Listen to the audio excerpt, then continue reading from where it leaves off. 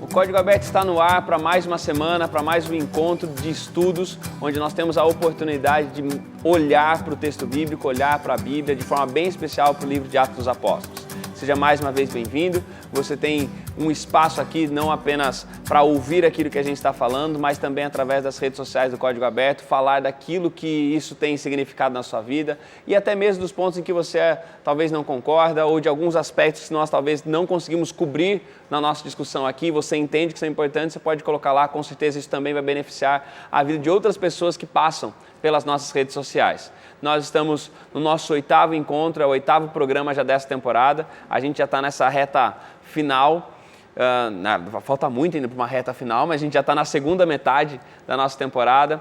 E como eu disse, nós temos falado sobre o livro de Atos dos Apóstolos.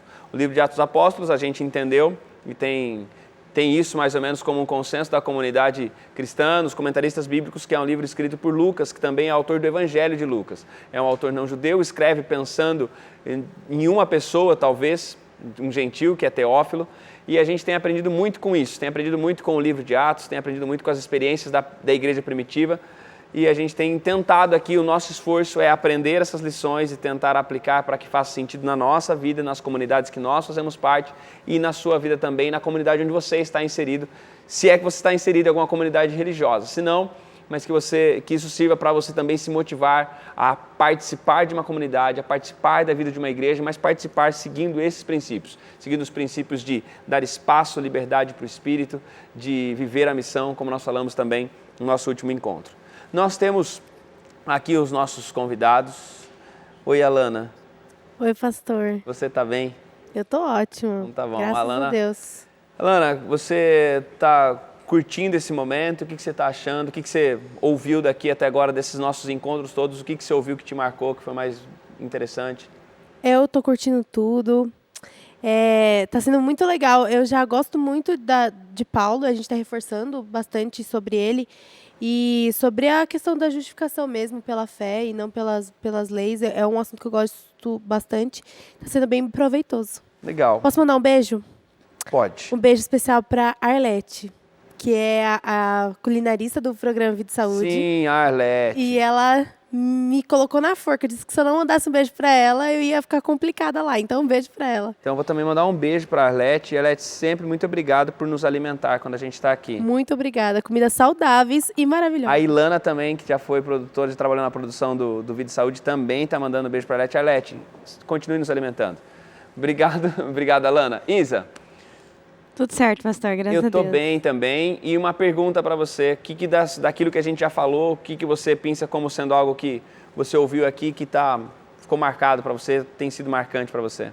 Poxa, de marcante, assim, essa lição inteira, ela marcou uma igreja, o início da igreja cristã, né?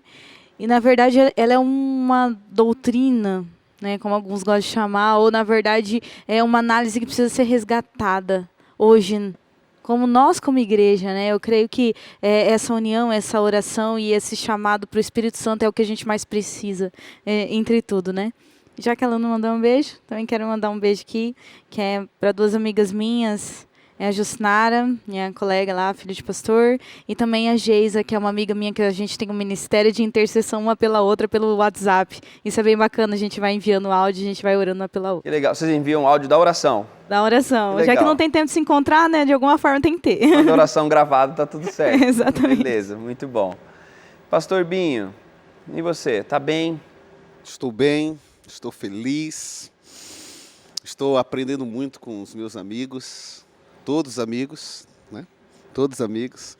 E estou aprendendo muito contigo também. E para mim está sendo um privilégio. Tamo junto. E o que você, dos nossos encontros até aqui, tem alguma coisa assim que você pega e fala, olha, isso aqui é algo que vou carregar por um tempo bom, assim? A lembrança de que a gente precisa estar no Espírito completamente e todos os dias. Essa lembrança, ela precisa ser ser recordado. E o programa está me ajudando a recordar isso. Porque a gente veio de uma linha de trabalho, meu trabalho, a gente monta muitas estratégias, muitos planos. E a lição aqui, o guia nosso está me ajudando nessa compreensão. Então eu estou bem feliz de ser lembrado que primeiro Deus, primeiro o Espírito, aí vem as estratégias que Ele abençoa também. Porém, eu quero mandar um abraço, porque o guia dessa semana fala de conflito. E eu tenho um irmão mais velho, eu falei algumas semanas atrás que eu ia mandar um abraço, porque eu estava esperando chegar esse momento.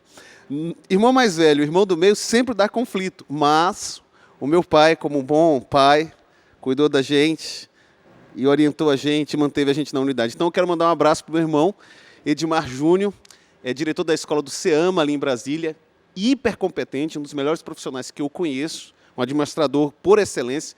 Então fica meu abraço, meu irmão, para você, para sua esposa, Mai. E tá bom, para o cachorrinho também, que eu sei que você tem um carinho especial. Tá, todo mundo tá abraçado, até o cachorro tá abraçado. Elias, e você, Elias, como é que você tem também curtido aqui? Que ponto tem te chamado a atenção das nossas conversas aqui? Pastor, o que mais me chamou a atenção aqui foi o caráter dos pais da igreja ao serem imbuídos do Espírito Santo. Isso me chamou muito a atenção, a transformação de vida, de caráter e a força de caráter que eles tinham ao receber o Espírito Santo. É algo que eu almejo para a minha vida, né? E automaticamente transbordar isso para outras pessoas também. E eu queria mandar um beijo especial para Laís, Lalinha, minha namorada, linda, te amo. Que possamos ir juntos para o céu. Ah, bonitinhos. Amém. Legal. A gente está com a galera aqui do Bairro Novo também. Pessoal que tem tocado para a gente nas últimas semanas, ainda continua com a gente por mais algumas. Mais algumas não, mas essa e a próxima. A gente agradece vocês pela participação, por estarem aqui com a gente. E nas conversas que a gente teve também até aqui, vocês já participaram de pelo menos 3 delas, né? Tem alguma coisa assim que vocês já tinham pensado, também vocês já estudaram também um pouquinho do guia? O que chama a atenção para vocês nessas nossas conversas de Atos dos Apóstolos? Acho que, pastor, principalmente o senso de comunidade, essa necessidade de unidade ali da igreja, se conhecer, se ajudar e essa coisa da gente sair de grandes espaços e se entender, se conhecer, se fazer mais próximo. Acho que Atos lembra isso muito forte para a gente. Muito legal.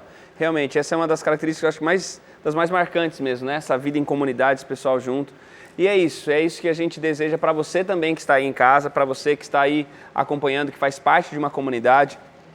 É esse tipo de vida, né? Essa vida em comunidade, é a vida do trocar oração, do orar juntos, é a vida do celebrar juntos, do repartir o pão, como a gente já falou aqui. Nós vamos orar, mas antes de orar, vocês todos mandaram abraço, vou mandar um abraço para o IAP, tá bom? É o lugar onde eu trabalho também, tenho lá meus alunos, colegas de trabalho também, fico um abraço para todo mundo que está no IAP ou já passou pelo IAP, que é uma instituição adventista, assim como os meninos, boa parte deles são do NASP, a gente falou aqui, fala de vez em quando do NASP ou de outras instituições, são internatos adventistas, onde jovens adventistas e também que são de outra confissão religiosa têm se preparado para servir a Deus e servir a sociedade. Nós vamos orar nesse momento e já que o Bairro Novo está com a gente, eu pedi, Gui, você pode orar para a gente, por favor? Querido Deus, muito obrigado pela oportunidade que o Senhor nos dá de partilharmos da sua palavra com os nossos irmãos aqui, com os nossos amigos. E a gente pede que o Teu Espírito Santo esteja conosco agora, abrir a Tua palavra mais uma vez, falarmos um pouco do que Tu fizeste na vida dos Teus apóstolos no livro de Atos, escrito por Lucas. A gente pede isso no nome do Seu Filho Jesus. Amém. Amém. No fluxo do texto de Atos dos Apóstolos, como o Lucas está contando, Lucas é esse sujeito que tentou sistematizar as coisas, né? Ele segue uma ordem dos fatos, ele tenta seguir cronologicamente os assuntos. E então, quando a gente está descrevendo a história, a gente tem interrupções. E isso parece muito claro no texto, né? Quando ele descreve ali um pouquinho aquilo que acontece com Saulo, ele fala disso, mas olha, antes da conversão de Saulo, ainda tem esse movimento de Filipe, de sair, pregar, e ele volta para Saulo. Reconta um pouquinho a história e olha, mas antes dele sair para a viagem missionária, tem isso aqui que acontece lá, Cornélio e Pedro. Agora ele vai contar a segunda viagem missionária, mas antes disso tem um evento e um momento em Jerusalém. A pergunta é, há uma reunião em Jerusalém onde há um debate acontecendo, existe uma resposta a questões que vão vir. Mas só para a gente entender e a gente, acho que caminhar para entender capítulo 15 de Atos, você que está em casa pode abrir a Bíblia. O que está acontecendo? Qual que é a controvérsia que aparece nesse momento dessa igreja que está tentando se comunicar, uma igreja primariamente de judeus, tentando se comunicar com não-judeus, qual que é o impasse que vem agora e por que existe esse impasse? O pano de fundo é o retorno, né? Paulo e Barnabé estão retornando da viagem missionária e agora eles vão prestar um relatório do que está acontecendo, porque não tinha WhatsApp, nenhum outro tipo de mídia, não tinha internet, então as coisas levavam tempo para serem descobertas novamente, né, do que aconteceu lá no outro local. Então, quando eles retornam para a comunidade cristã, eles estão agora dando o feedback do que estava acontecendo. E ao dar o feedback, surge aí uma discussão sobre, mas vem cá, eles aceitaram a Cristo? Aceitaram. Mas eles passaram pela circuncisão, porque a salvação passa pelos judeus. Então, eles têm que participar da aliança que foi feita em tempos atrás. Eles precisam cortar o prepúcio, uma partezinha. Tá, mas você está falando aí em termos mais genéricos, assim, mas assim, o que significava a circuncisão? E eles têm que passar pela circuncisão, tá? Mas o que é a circuncisão e o que ela representava para o judeu? Circuncisão foi um momento do qual Deus estabeleceu, é um processo divino, Deus estabelece como marca de aliança entre ele e o povo de Israel. Então ele faz um acerto com o povo de Israel, olha, eu vou abençoar vocês, eu vou cuidar de vocês e vocês serão o povo escolhido para que vocês possam comunicar a vinda do Messias.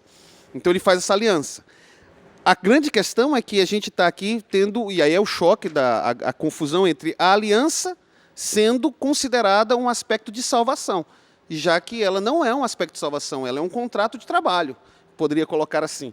E a salvação ela vem unicamente por Cristo Jesus. E aí entra o choque desses dois tipos de pensamento.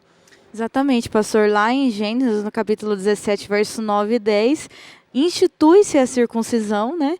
E Deus fala assim para Abraão, Abraão, eu prometo para você, né, que a sua descendência será abençoada, você será uma bênção, né? E aí, a partir dessa aliança, ele cria um simbolismo ali, e como se fosse um pacto, um tipo, né, assim como a gente usa a aliança, assim, os casados, né, que é uma representação que você tem um pacto, tem um relacionamento com alguém.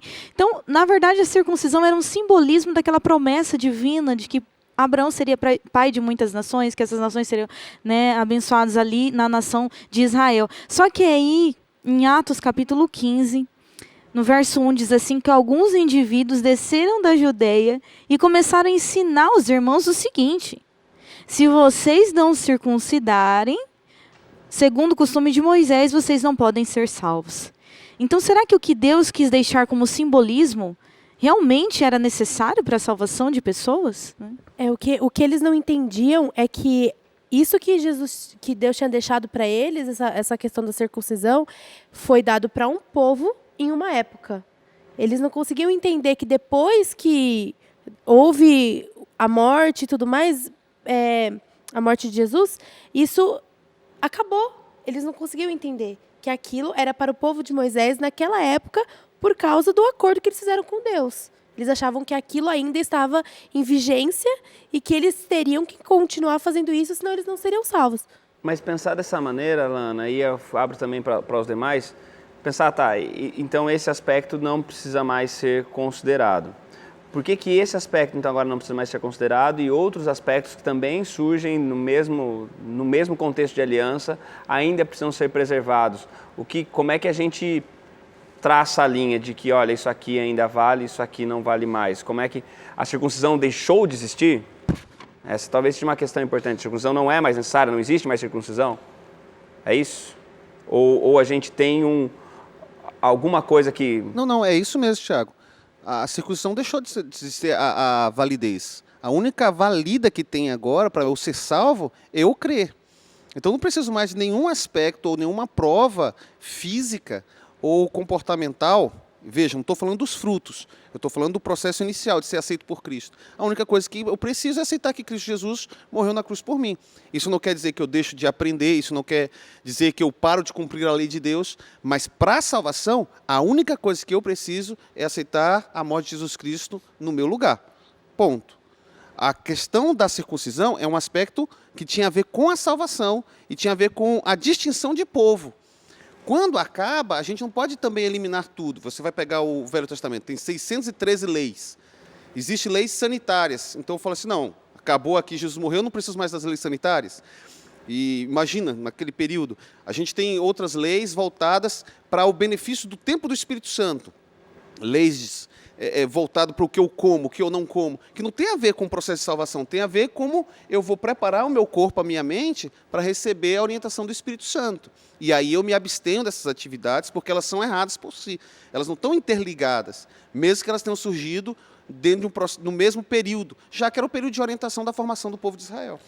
E o que alguns judeus não entendiam é que a morte de Cristo colocou fim a muitas coisas, como, por exemplo, os sacrifícios. Né? Muitas coisas da lei mosaica apontavam para o sacrifício de Cristo. E uma vez que Jesus morreu e ressuscitou, acabou, não precisa mais. O Cordeiro morreu de uma vez por todas, então não precisa mais de todo o ritual que apontava para a cruz. E nisso consistia também, dentro dessas leis, até interessante porque os gentios eles estavam dispostos, eles estavam propensos a aceitar o que os judeus estavam impondo. Por exemplo, a lei do sábado, e várias outras leis de alimentação, por exemplo. Porém, quando chegava na lei da circuncisão, os judeus afirmavam que se eles não se circuncidassem, eles não teriam a salvação. Os judeus diziam que a circuncisão era a salvação, trazia salvação para as pessoas. Né? Então, houve um problema aí. Então, eles estavam propensos a aceitar os gentios, o que os judeus estavam impondo. Porém, quando chegava na lei da circuncisão, eles encontravam esse problema. E Paulo veio trazer a mensagem de que isso acabou, não precisava mais. E eles não entendiam, os judeus ainda não entendiam que a circuncisão física, que é o fato de cortar o prepúcio, havia acabado. Ok, nós vamos, de novo, Gui, só você fica para o próximo bloco, tá bom? A gente vai voltar daqui a pouquinho para a nossa conversa, continuar conversando um pouquinho sobre essa questão que existia, esse debate que está acontecendo na igreja logo nos seus primeiros anos, mas a gente continua a conversa daqui a pouquinho no segundo bloco. Fica por aí, Código Aberto, volta já já. Então, para nós hoje, a entrada dentro do meio cristão, para você dizer que você se tornou cristão, é cumprir a ordem de Cristo de ser batizado. E aí tem um texto, se crer e for batizado, será salvo. E aí tem uma discussão que permeia a periferia desse assunto, que é quais são as condições ou quais são os critérios que habilitam uma pessoa a ser batizada. Tantas e tantas exteriores, né? É muito comum de ver assim, quando as pessoas querem medir umas às outras com as réguas espirituais delas, né? Então, tipo assim, pra mim, o ponto da alimentação, o ponto do vestuário, outros pontos é muito importante. Pro outro não é tanto. Mas quando a gente foca no que realmente é importante, né, a conhecer Jesus, ou se relacionar com Cristo,